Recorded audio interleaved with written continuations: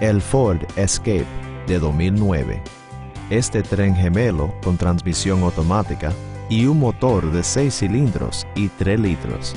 Todas las siguientes características son incluidas: asientos cubeta individual adelante, asiento trasero separado doblado, volante inclinante, espejos de puerta de poder eléctrico, control crucero, una consola sobre cabeza y entrar con remoto sin llaves. Ruedas de aleación se sientas adentro de los guardabarros, aumentando una postura atractiva bien proporcionada. Ford también puso su prioridad en el bienestar y seguridad, incluyendo doble bolsa de aire de impacto delantero, control de tracción, una alarma de pánico y frenos anti-bloqueo, con control de estabilidad electrónico, suplementando el sistema mecánico.